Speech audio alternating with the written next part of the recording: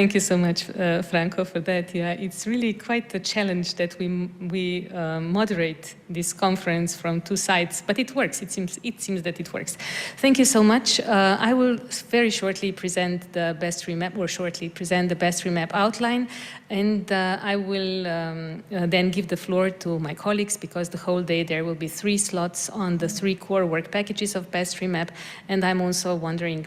So we are 24 member states and assessing countries with 36 partners and with 3 years time duration with 7 million euros for this joint action. That is a very short description. And again, here is this picture where I can say that we are with layer 2 now, combined with layer 1. We have been speaking about layer 3 mainly yesterday, so that's where we are really working. And that is the Best-ReMaP structure. So you can see that we have in fact 3 core work packages. One is reformulation, one is food marketing, and one is food procurement in the middle, and all of them are combined with work package 4, which is policy sustainability. That will be all presented. Policy sustainability work package 4 will be presented during the plenary at the end of the day, and 3 slots on the contents. I will speak a bit more about policy decision-making forum, which is something new in our joint action, but otherwise we have those typical structure as mainly all of the projects. So Best-ReMaP is in fact an implementation action of the actions which are recognized and framed by the member states in the EU Action Plan 2014-2020. And I can say that it is really a lot of member states' efforts and joint action before we got there. It was the Greek presidency 2014 where we have really defined that, and then it was followed by JAMPA, and based on the transparently selected good practices. You can still recall that we had a huge process of selecting submitting approximately 65 best practices, selected 12 of them, and then had the presentation at ISPRA, and then we have there chosen 3 of them for the implementation. So in fact, it was really an engaging process, and it was a bit closer to that what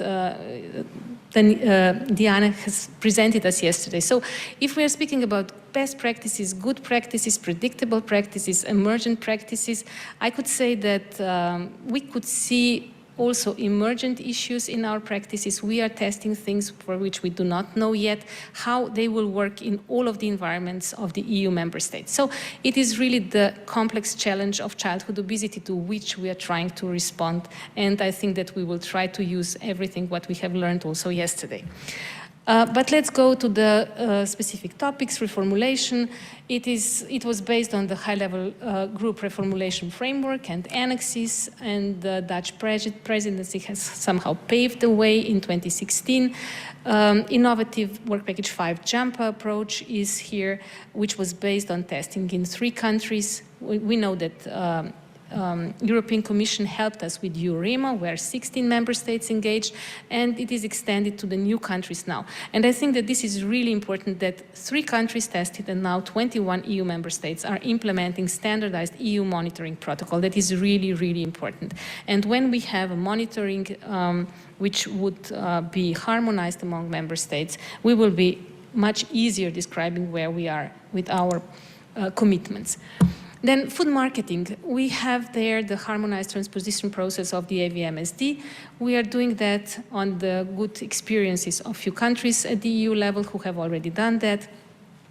We are working on the food marketing monitoring protocols for real and digital environment, and working really extensively with action plan on reducing marketing foods to children from WHO. Also, codes of practices and focus to more vulnerable is embedded there. I'm not going in detail at any of the topics because you will really have them presented afterwards. Public procurements of foods in public institutions, it is also something what was tested in what was discussed in the member states since 2015, and Maltese presidency has highlighted that really in 2017. So member states are trying to come up with a joint approach which will be tested in 8 member states. It is based on the Slovene good practice, and what we have noticed till now in year 1 is that we have there a wide variability of implementation. So we are trying to learn what is going on at the EU level, how diverse we are. But more diversity we find, more we will be able to learn about that. We have intersectoral groups which were established in last year and now, and we are working on the improvement of the quality of the procured foods. About multi-stakeholder engagement, I can say that it's really a very good opportunity that we are combining this work with other stakeholder initiatives in the big project, specifically in STOP, which was presented yesterday. So whatever you have invested into yesterday's discussions, we hope to be reported in STOP and then implemented further on. In Best-ReMaP, we have local forums, we have EU-level events, we have conferences, and we are, of course, using a lot of communication channels and techniques to reach and engage stakeholders at all levels.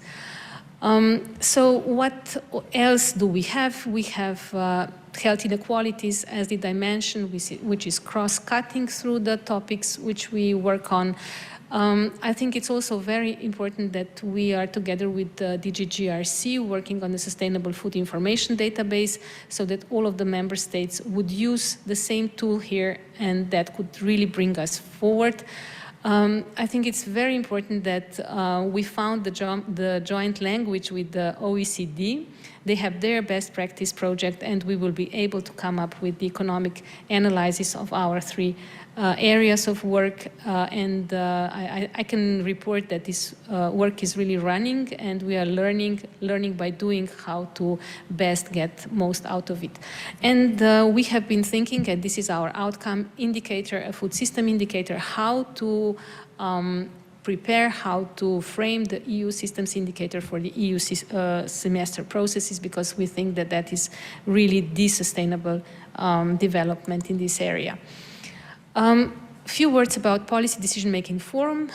You see that it's consisting quite of a number of DGs, and I would say that quite of a number of those have already joined our first Policy Decision-Making Forum meeting. It's such a broad body, and we expect the body to really discuss how useful is our thinking, and how useful will be and how implementable will be our proposals, because we would like to come up with something really implementable in the policy environment at the EU level.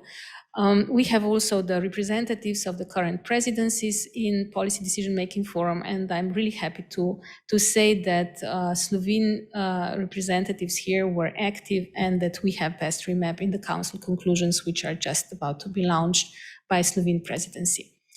So PDMF is there to be asked to provide critical feedback on the feasibility of implementation at the national and EU levels of what we are developing. We also have policy briefs, so we will be building on what STOP has just presenting, and we have the next meeting in the beginning of the next year, and few more to have in the course of the project. So whatever we want to do, we want to have a direct benefits also to the European citizens, specifically children. We would like to do that by changing obesitogenic environment, and that is an opportunity for member states to harmonize and implement EU legislation and to redefine sectoral policies influencing childhood obesity, while at the same time impacting nutritional habits we are healthier food offer at the common EU market. And I think that here we are quite well echoing what Stefan has already said in the morning. And also I could say, if I just reflect on what it was said by Francesco just recently, what can change the food system, something what is long-standing, that's something what we are really looking for with the mechanisms like the food systems indicator, something what is proven. We have been really working in a very broad, transparent process to define those practices. What is cost-effective? I said OECD is with us. What is implementable? We have Policy Decision-Making Forum. What is scalable and can be endorsed? We are exploring that on the events like that and in a lot of joint meetings. And what is monitored? Monitoring is one of the main challenges and targets of joint action Best-ReMaP in all of the 3 work packages on the content. So by that, I would just conclude this introductory part of joint action Best-ReMaP.